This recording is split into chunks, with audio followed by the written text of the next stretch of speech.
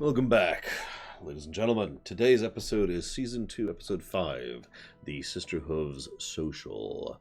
This is an episode in which we really focus the camera in on Sweetie Belle and Rarity, and talk all about sisters, and they have a sibling fight, and then they break apart or disown each other, however you want to think about that, and then Sweetie Belle runs off, but then they have the race, and then they get back together, and it's awesome, the end.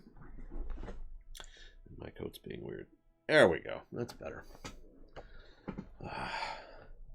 I have to admit, I have a weird feeling some people are going to look at this episode and be like, well, this is crap. In fact, I would love to know your guys' thoughts on that for all of you who are here to actually answer my questions, since, well, this is an episode that I feel your enjoyment of it is going to depend heavily on whether or not you have a sibling. So, let's rewind to the beginning here. I actually did enjoy this. I mean, I enjoy most of these. Yeah. Any of you have a brother or sister? I keep saying sibling on purpose because it's like, you know, whichever, right? Tends to be the same. Speaking as a brother, it's not Imperial Star Destroyer? So wait, if an ISD has two older brothers, is one of them the finalizer and one of them the SSD? So you ever been woken up by the smell of smoke? Because I have. It's not a fun feeling. In fact, it really sucks as a sensation because it's just like, and like the alert part of the brain takes over before the waking up part of the brain. So you're just like, oh god, just this. What's funny is that every time that's happened to me, it's been something minor and not an issue. Just because it's actually really easy to get a burnt smell from a kitchen, even if you're not actually really burning anything. Like, you can do that while making scrambled eggs in the morning, you know?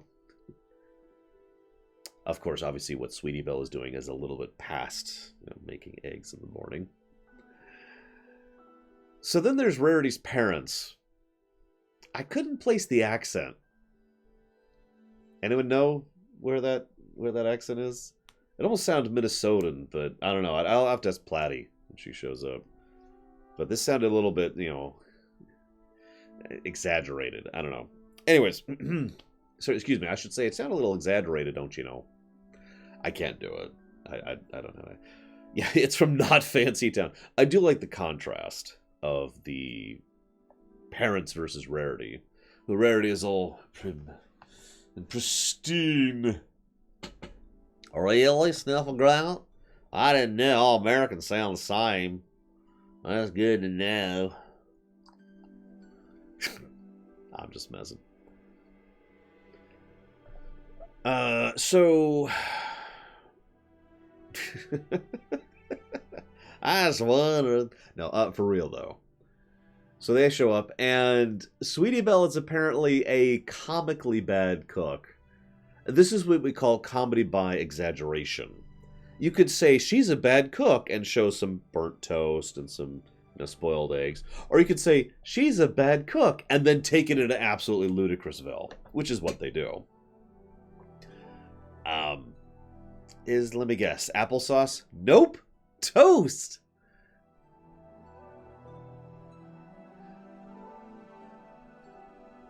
I have a few questions for how exactly she came to that, but again, we're not supposed to think about it. It's just a joke.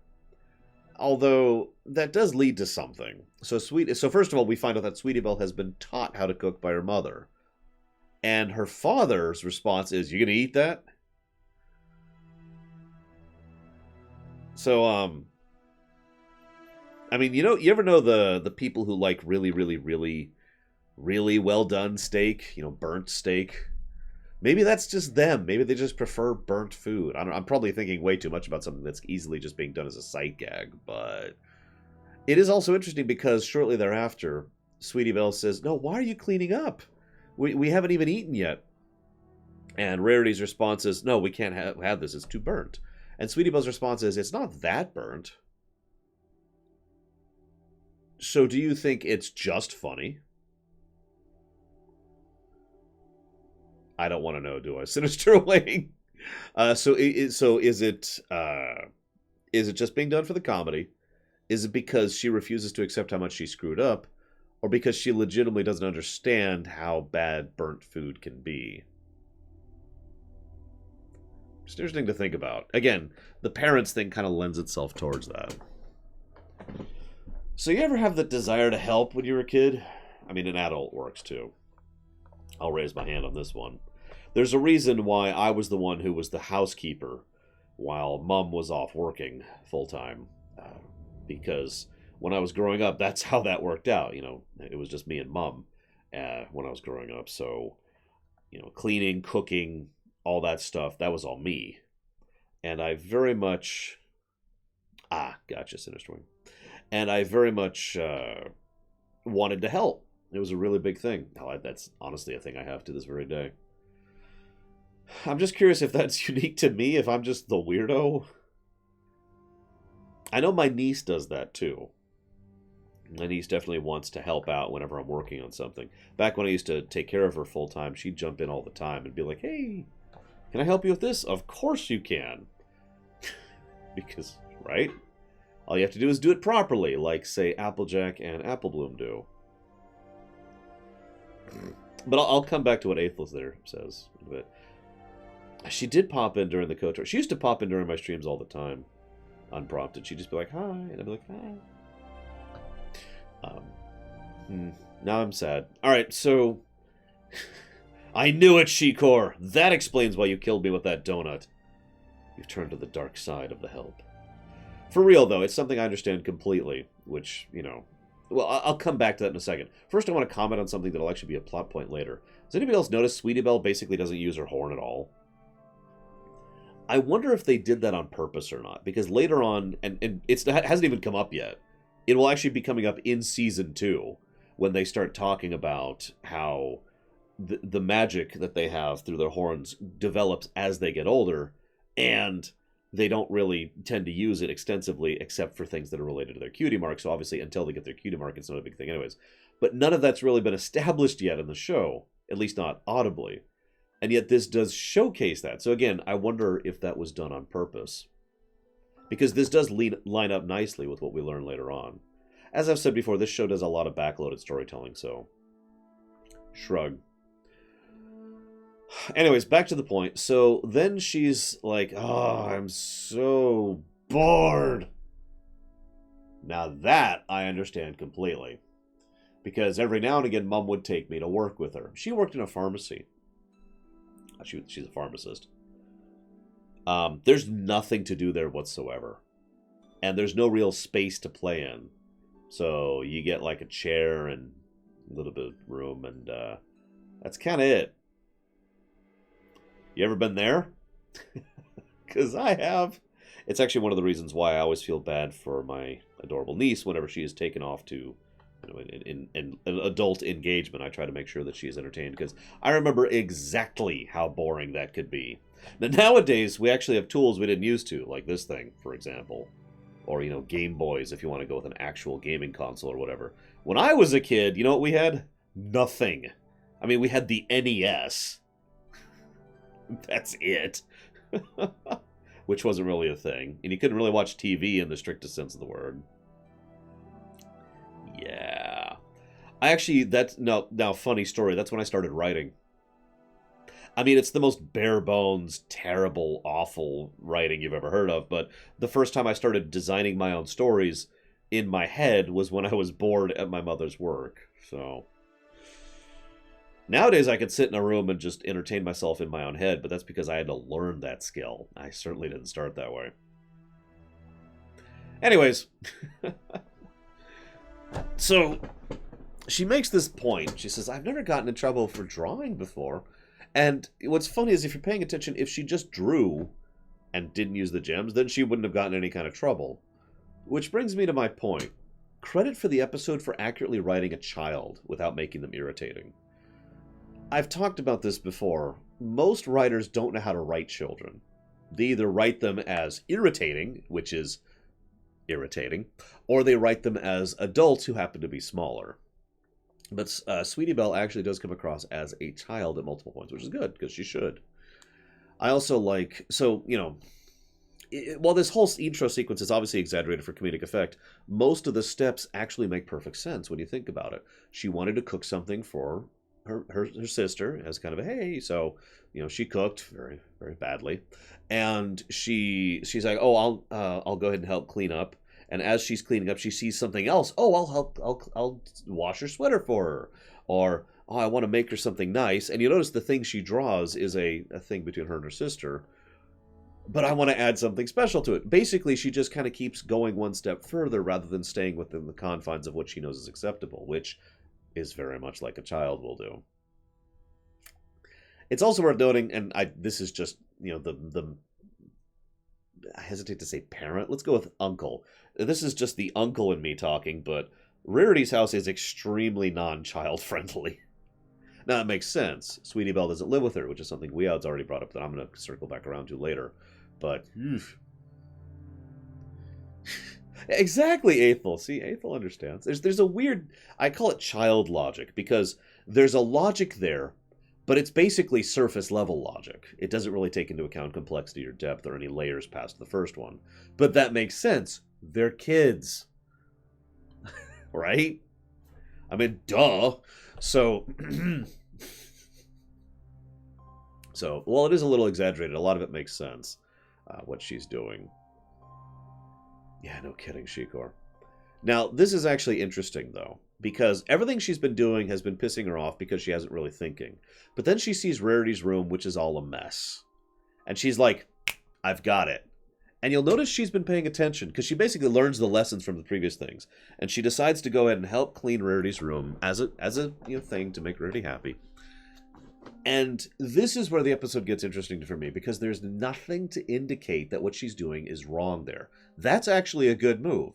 Oh, Rarity loves neatness, right? She loves being pristine. That's actually emphasized even in this episode, never mind previous ones. So, okay, this is it. I'm going to clean her room. It'll be nice and neat and tidy and organized. And she does organize it well. And that will endear me to my sister finally. I will finally do something right, and I'll finally be helpful. Then Rarity comes in and is like, oh my god, you cleaned my room. No, it was my mess, my chaos. This is the one way in which Sweetie Belle doesn't screw up at all, basically. What she does is 100% right. However, here's the interesting catch. Because she would have no way of knowing that this was a mess, or that this was an intentional mess. But on the other hand, and this kind of ties into what we had said, if she really knew her sister well, she would already know this.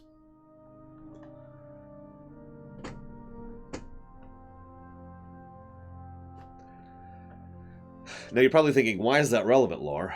Because it makes the point. They're not close.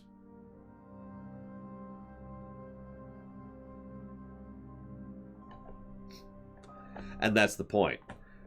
Later on in the episode, we see, kind of jumping ahead a little bit, Applejack and Applebloom, who not only live together regularly, but know each other very well and are very close. Rarity and Sweetie Belle, while they do care about each other, are not close. So Sweetie Belle doesn't know Rarity that well, and Rarity doesn't know Sweetie Belle that well. And yeah, this makes a perfect contrast between Applejack and Applebloom, and yeah, later on Scootaloo and Rainbow Dash. It's interesting to think about. I mean, again, to use a parallel, my own niece knows me well enough to know several things about, you don't touch this, you don't mess with this is dangerous, but this is okay, and you can totally play over here. I mean, because I helped raise my niece for like 5 years, so she knows me, right? And my niece is like 4 years younger than Sweetie Belle here. So, sibling fights. God, those suck. I actually hate sibling fights. How many of you, those of you who have siblings, you ever have a sibling fight? They tend to be really heated, I've noticed. They're like those fireworks that you set off, the streamers, I think they're called, where they're really bright and flashy and then they go out almost immediately. Big fight and then it's gone.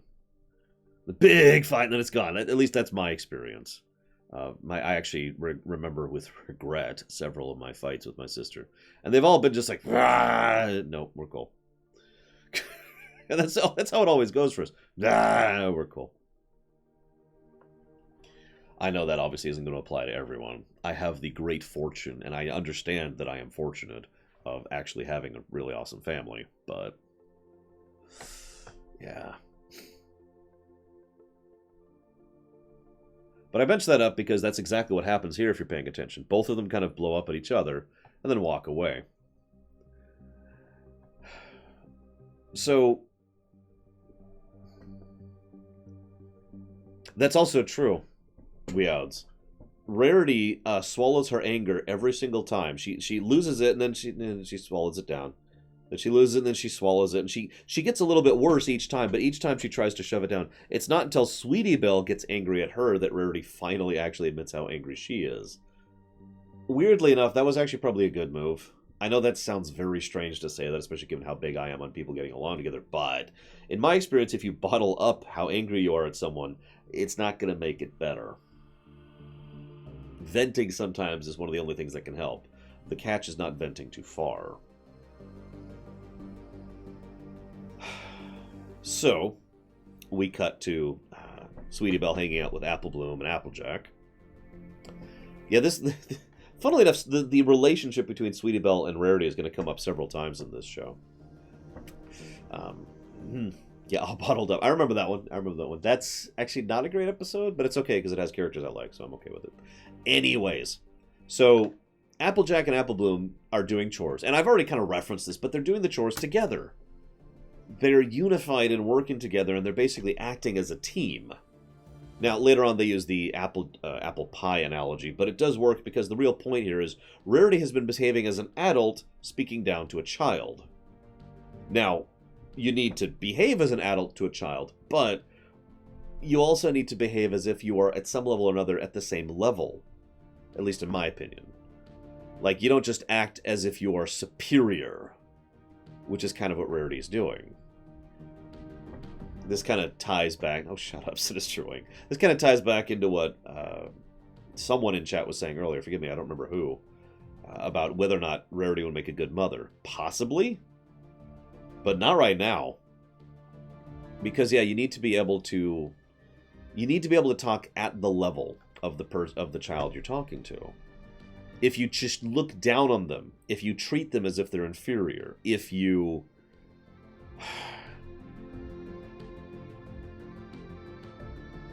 If you slant your attitude towards them, most kids don't react well to that, basically, is what I'm trying to say. And I can say that definitively because I sure didn't when I was a kid. How many of you hated being talked down to when you were a kid?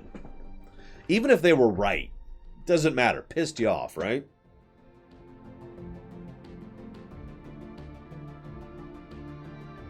Anybody? I might just be me. I don't know. Platty, there you are. What's your accent? Like, what's the accent in this episode? Help me out.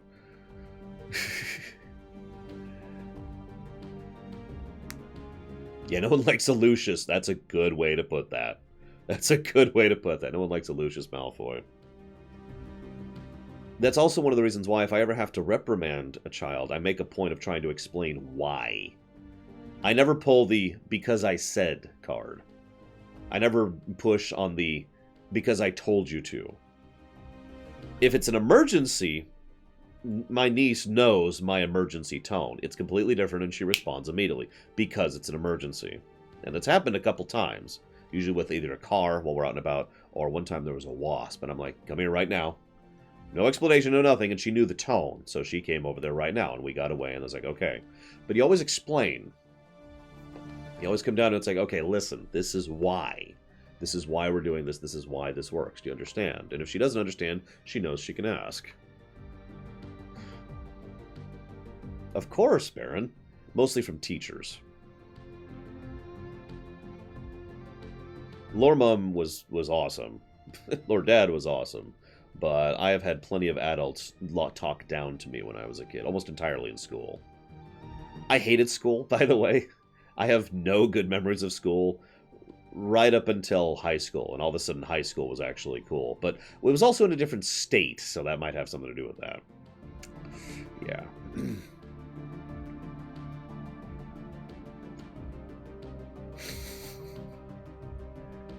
That's another one. Why would you ever do this? I don't know. You ever been on either side of that argument? Because I've been on both sides of that argument. Oh, I hated college. Oh, I spit on college. Ugh. Anyways, I'm getting way off topic. The point being that this is the distinction the episode makes, and is actually very smart about it. This is one of the reasons I like this episode. Rarity reacts incorrectly to Sweetie Belle. Applejack reacts correctly to Apple Bloom. Now, again, this makes perfect sense. Applejack is used to being a big sister. This is something she does every day of her life.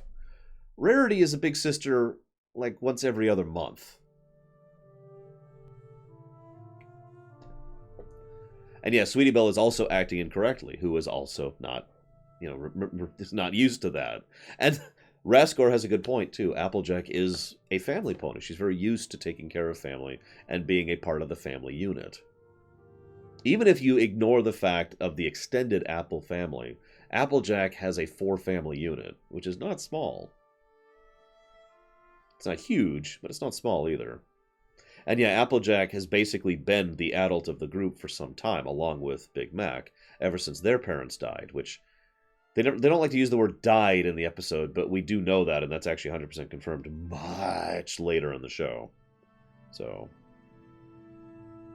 anyways, looking at my notes, I really got off on that topic for a while, but it's a good topic. It's a good topic. It's one of the things I like about this episode. There's this bit where the sheep say, "You could have just asked," as the sheep are being herded into the thing. I'm going to not speculate on that point because that's actually kind of horrifying. So let's just move on from that point. Let's just ignore the social caste system that exists here, if you think about it, because it's a gag. Moving on. One of the things let's not think about the implications of that one. Bit by bit, Rarity goes through and learns how things weren't as bad as she thought with Sweetie Belle. But what I like about it is most of it's coincidental. But that makes sense, doesn't it? I have no way of knowing how to explain this, so I'm going to try and I'm going to fail. How many times has something bad happened to you? Not really bad, not as bad can get. Just normal bad, right? Everyday bad. And you looked at it like, ugh. And then later on you look at it from another angle like, oh, that wasn't that bad. I could turn it into this.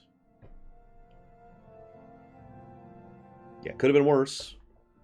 Why don't we do this? It basically is a form of rolling with the punches, effectively. Or yeah, making lemonade out of lemons. That's effectively what Rarity does, which is what a parental unit, guardian, older brother, uncle, whatever, needs to do. Because children are children. They're going to mess up, willingly or knowingly or otherwise, and there's going to be stuff that happens. If you are unprepared for the consequences of that, you probably shouldn't have a kid, to be completely blunt. Now, again, this is in the realm of normalcy. As bad can get, that's another category. That's in the extreme territory. It's over there. We're not talking about that. We're talking about, oh no, my sweater has been shrunk. That's just everyday bad. No, I have not, Adam. Why didn't that at me? Oh, there's too many N's in the name. But no, I have not heard of that. So Rarity makes lemonade out of lemons, which makes sense, but what really stuck with me... Yes, I did, Baron. But what really stuck with me is that most of it's her making lemonade out of lemons, right up until she sees the drawing. And this is the first time that we see that it was a drawing that Sweetie Belle had made of her and Rarity, and a big heart. Rarity's reaction for that hit me, because Rarity gets hit right in the feels. She's just like... It's just such a wonderfully human reaction. Because, I mean, imagine for a moment your little brother, sister, whatever, just comes up and says, hey, I made this, and it's just a little heart with you and them in it. That's so adorable. That's awesome. And then, of course, she goes into this super hammy, oh, what have I done? And I just like to say once again that Tabitha St. Germain is just a national treasure. Because she knows, she just nails the ham so well. Oh, love it. So she's, of course, I must go back and I must find Sweetie Belle. Meanwhile, Sweetie Belle has been spending the whole day learning basically the wrong lesson. I know, right, Sinister Wing? Let's just put some baby blue diamonds. Or no, it was sapphires, wasn't it? Sapphires Like, how much is that worth in Sapphire? Let's not even think about that. So, Rarity has been getting more and more fond of Sweetie Belle in absence. Yeah, I noticed the Gone with the Wind reference.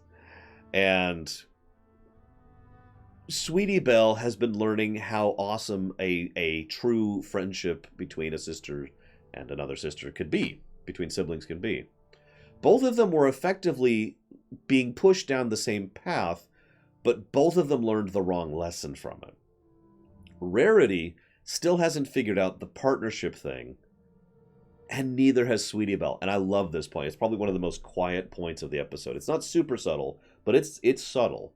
Because both of them don't learn the fact that both of them need to work together equally to really make it work, like Applejack and Applebloom do.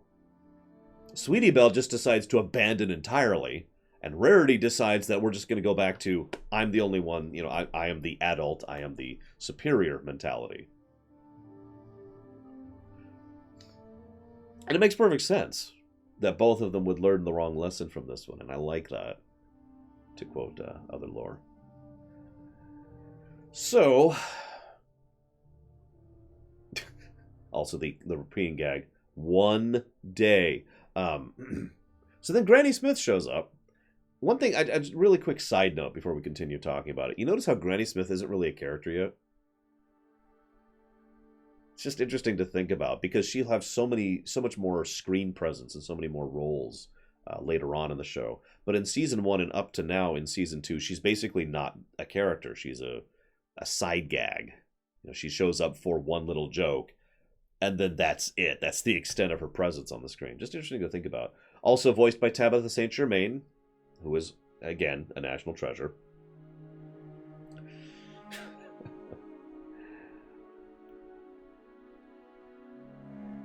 Anywho, I agree, Sinister Wing. They really grow Granny Smith over time. And in fact, I think season 2 is when they start really pushing her to be an actual character rather than a background character. But anyways, so they start the obstacle course. I'm actually curious because I noticed immediately that something was off. And the reason why is because the colors of their eyes is something that I always pay attention to. I don't know why. I think it's because they have such a wide diversity of what their eye color is. But Applejack has a very bright kind of, light apple green. Rarity has a very deep sapphire blue. So the shift was immediate. Like, oh, that's Rarity. Just the second I saw that, it's like, okay, yeah, cool. It didn't even occur to me that it was obvious also because the fact that why would they keep Applejack in all mud and not talking, but whatever. Still a neat little thing because, well, yeah, that's true. Their eyes are very big, Aethel. Hello, Leo Tamer. The other reason I like this, though, is one of the things this show tends to hit on is rather than just saying, good night, Adam, instead they say, death to Adam! No, what they say is, rather than just saying, I care about you, or you matter to me, or you're my friend, or I love you, or whatever, instead they show it. Almost all the characters go out of the way to show what they feel, rather than just saying it, which I really very much enjoy. That's something I think more people in real life could learn that lesson, personally. So yeah, Rarity does. Rarity shows. And that's what I like so much about that and why it's such a heartwarming moment when she's like, yeah, and she got super dirty and ran through the whole thing and ate the pie in one bite and all that fun stuff. Because, yeah, actions speak louder than words. Good stuff, good stuff. And, of course, we see the new format of Season 2 very much on display since it is a letter. They recite the letter to Celestia. So we still got the letters, but now it's everyone else writing it, so the camera can shift away from Twilight. You'll notice Twilight isn't in this episode at all, by the way. The first episode that's been true in. So, kind of seeing the advantage of the ensemble cast and switching formats thing already helping to vary up the episode. Agreed, Aethel. One time I woke up and I was in the middle of working on something and there was just a letter for me which was like, hey, you're awesome. We're sorry you couldn't come, but, we decided to give you this. And I have a shirt. I still have it. It's in my closet right now with my name emboldened on it. Wish you were here. And I was just, oh my God, I started bawling after I saw that. Well, yeah, that's because Rarity is a son of Moog, Sinister Wing. It makes context and sense, I swear. I don't think this episode qualifies as a wah-wah ending. I was curious what you guys think. It seemed like just a normal, What do you guys think? Honest question. Now we play the waiting game. We stare at chat. Waiting. Waiting. Must kill Shiko. Stabbing Shiko. Ah, I'm here. Although, one thing I did like, I'm sorry, I almost forgot to talk about this. In the beginning, there's the two birds, and at the end, there's the two birds kind of hugging. I don't think I've ever noticed that before until this viewing, but that was a nice little bit.